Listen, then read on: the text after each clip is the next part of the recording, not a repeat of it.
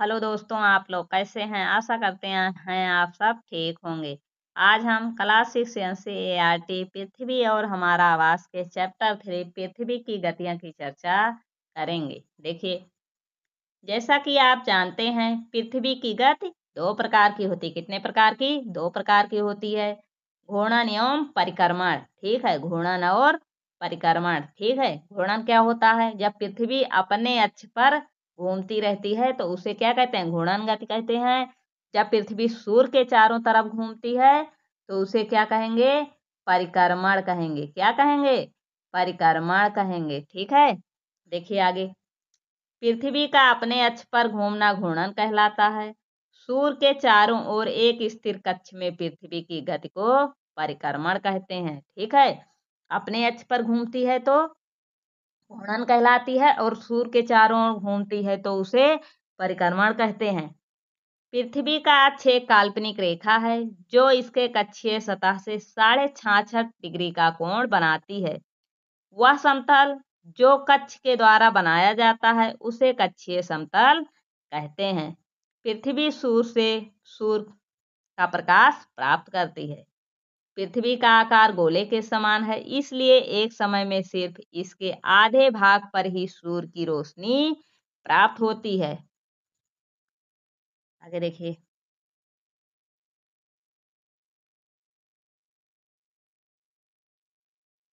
सूर्य की ओर वाले भाग में दिन होता है, जबकि दूसरा भाग जो सूर्य से दूर होता है वहां रात होती है। ग्लोब पर वह वृत्त जो दिन तथा रात को विभाजित करता है उसे प्रदीप्त वृत्त कहते हैं। यह वृत्त अक्ष के साथ नहीं मिलता है, जैसा कि आप चित्र 3.2 में देख सकते हैं। पृथ्वी अपने अक्ष पर एक चक्कर पूरा करने में 24 घंटे का समय लेती है। पृथ्वी एक चक्कर अपने अक्ष पर पूरा करने में कितना समय लेती है? 24 घंटे का समय लेती है।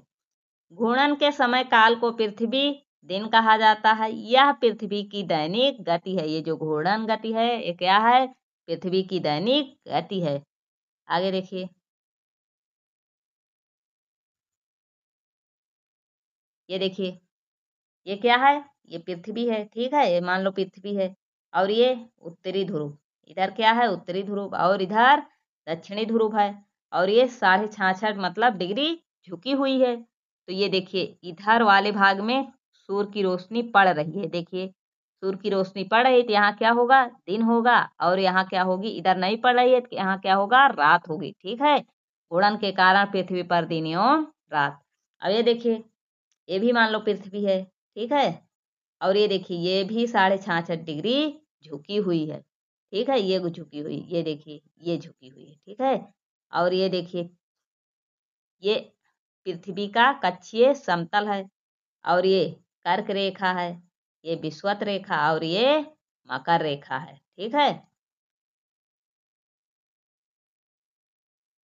ये देखिए, पृथ्वी के कक्षीय समतल पर लंब डाल रही है ऐसे। आगे देखिए।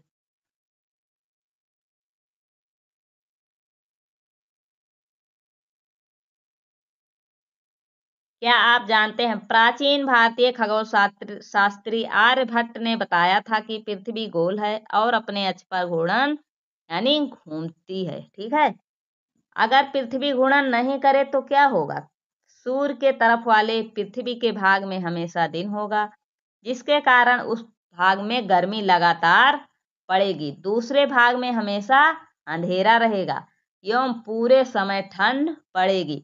इस तरह की अवस्था में जीवन संभव नहीं हो पाएगा। ये प्रश्न बहुत बहुत पूछा जाता है कि पृथ्वी पर जीवन संभव नहीं होगा। ठीक है, ऐसे ऐसे ऑप्शन दे देगा।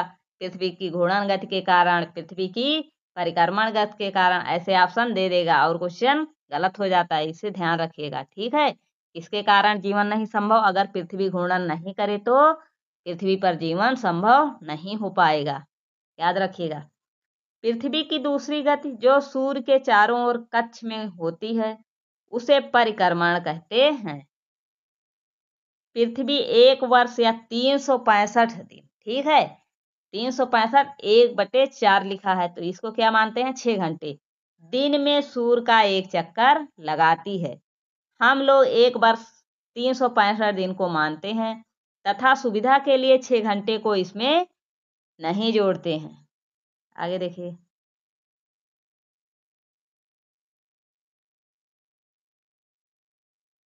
देखिए, ये पृथ्वी घूम रही है। देखिए, ये क्या है? यहाँ से देखिए, ये विषुव कब कब होता है? 21 मार्च को होता है और 23 सितंबर को होता है। ठीक है। ये शरद ऋतु में पड़ता है और ये बसंत ऋतु में। ये भी हाँ, ये भी शरद ऋतु। देखिए, ये क्या है? उत्तरी ध्रुव और ये दक्षिणी ध्रुव। यहाँ वसंत ऋतु है। ठीक है। उत्तरी ध्रुव में क्या है? वसंत ऋतु है और यहाँ दक्षिणी ध्रुव में वसंत ऋतु है। ठीक है। और ये देखिए, ये क्या है? उत्तरी गोलार्ध। उत्तरी गोलार्ध में क्या है? शीत ऋतु है। ये दक्षिणी अयनांत क्या होता है? 22 दिसंबर को होता है और दक्षिणी गोलार्ध में ग्रीष्म ऋतु होती है। देखिए, जब दक्षिणी गोलार्ध में ग्रीष्म ऋतु होती है तो उत्तरी गोलार्ध में शरद ऋतु होती है और जब दक्षिणी गोलार्ध में शरद ऋतु होती है तो उत्तरी गोलार्ध में ग्रीष्म ऋतु होती है। ठीक है। ये देखिए, ये 22 दिसंबर को दक्षिणी अयनांत है और उत्तरी अयनांत कब है? 21 जून को। उत्तरी गोलार्ध में ग्रीष्म ऋतु है और दक्षिणी गोलार्ध में शीत ऋतु है और यहाँ उत्तरी गोलार्ध में शीत ऋतु है और दक्षिणी गोलार्ध में ग्रीष्म ऋतु है। ठीक है। ये देखिए, सूर्य की किरणें पड़ रही हैं ऐसे। ठीक है, ऐसे। ठीक। आगे देखिए।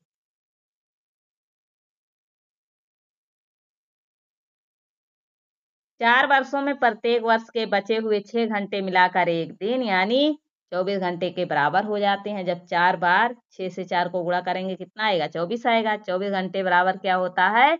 एक दिन होता है। ठीक है। क्या होता है? एक दिन होता है।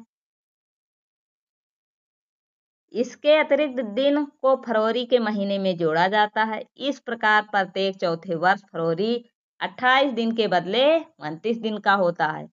ऐसा वर्ष जिसमें 366 दिन होते हैं उसे लीप वर्ष कहते हैं। पता लगाइए कि अगला लीप वर्ष कब होगा। आप लोग कमेंट बॉक्स में इसका उत्तर दीजिएगा।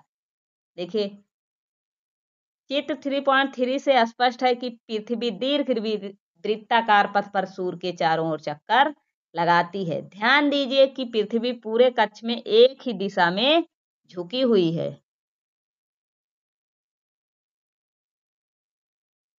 सामान्यतः एक वर्ष को गर्मी, सर्दी, वसंत एवं शरद ऋतुओं में बांटा जाता है। ऋतुओं में परिवर्तन सूर्य के चारों ओर पृथ्वी की स्थिति में परिवर्तन के कारण होता है। जब पृथ्वी सूर्य का चक्कर लगाती है ऐसे ऐसे, ठीक है, बीच में सूर्य रहता है तो किसी तरफ मतलब ज्यादा सूर्य का प्रकाश पड़ता है, किसी तरफ कम प्रकाश पड़ता है। तो इसी को देखकर ये गर्मी, सर्दी, बसंत ऋतु में बांटा गया है। ठीक है। ऋतुओं का ऋतुओं को किसके आधार पर बांटा गया है? तो जो पृथ्वी सूर्य के चारों ओर परिक्रमण करती है इसी के आधार पर बांटा गया। ये भी प्रश्न पूछा जाता है, याद रखिएगा। देखिए आगे।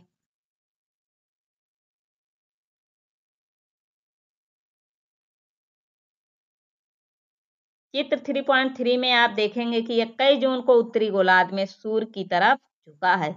सूर्य की किरणें कर्क रेखा पर सीधी पड़ती हैं। इसके परिणाम स्वरूप इन क्षेत्रों में ऊष्मा अधिक प्राप्त होती है। ध्रुवों के पास वाले क्षेत्रों में कम ऊष्मा प्राप्त होती है क्योंकि वहां सूर्य की किरणें तिरछी पड़ती हैं।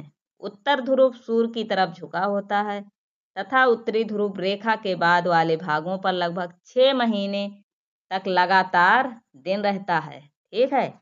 6 महीने तक लगातार दिन रहता है। कहाँ? उत्तरी ध्रुव वाले भाग में। ठीक है।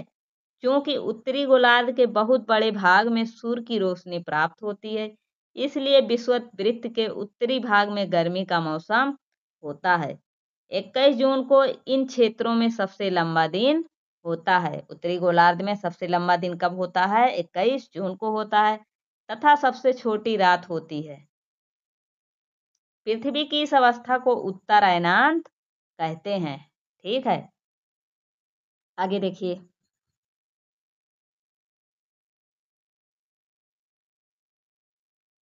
22 दिसंबर को दक्षिणी ध्रुव के सूर्य की ओर झुके होने के कारण मकर रेखा पर सूर्य की किरणें सीधी पड़ती हैं। ठीक है, कब? 22 दिसंबर को। क्योंकि सूर्य की किरणें मकर रेखा पर लंबवत पड़ती हैं, इसलिए दक्षिणी गोलार्ध के बहुत बड़े भाग में प्रकाश प्राप्त होता है। इसलिए दक्षिणी गोलार्ध में लंबे दिन तथा छोटी रातों वाली ग्रीष्म ऋतु होती है। ठीक है, दिसंबर में। इसके ठीक विपरीत स्थित उत्तरी गोलार्ध में होती है। पृथ्वी की इस अवस्था को दक्षिणी अयनांत कहा जाता है।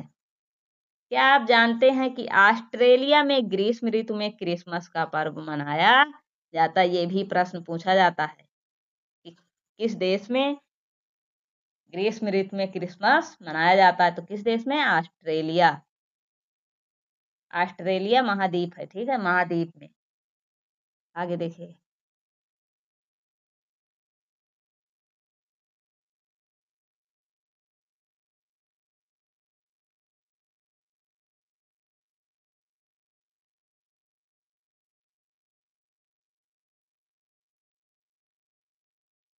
21 मार्च एवं 23 सितंबर को सूर्य की किरणें विषुवत वृत्त पर सीधी पड़ती हैं। इस अवस्था में कोई भी ध्रुव सूर्य की ओर नहीं झुका होता है, इसलिए पूरी पृथ्वी पर रात एवं दिन बराबर होते हैं। ठीक है, 21 मार्च एवं 23 सितंबर को पूरी पृथ्वी पर दिन और रात बराबर होते हैं। इसे विषुव कहा जाता है। 23 सितंबर को उत्तरी गोलार्ध में शरद ऋतु होती है। ठीक है, 23 सितंबर को उत्तरी गोलार्ध में शरद ऋतु होती है, जबकि दक्षिणी गोलार्ध में बसंत ऋतु होती है। 21 मार्च को स्थिति इसके विपरीत होती है। उत्तरी गोलार्ध में बसंत ऋतु तथा दक्षिणी गोलार्ध में शरद ऋतु होती है। इस प्रकार स्पष्ट है कि पृथ्वी के घूर्णन एवं परिक्रमण के कारण दिन एवं रात तथा ऋतुओं में परिवर्तन होता है। ऋतुओं में परिवर्तन किसके कारण होता है? परिक्रमण के कारण। और दिन रात किसके कारण? घूर्णन के कारण। ये बहुत याद रखिएगा, ये बहुत पूछा जाता है। ठीक है, आगे देखिए। आज की वीडियो में इतना ही। यदि वीडियो पसंद आए तो वीडियो को लाइक करें, नए हैं तो चैनल को सब्सक्राइब करें। जय हिंद, जय भारत।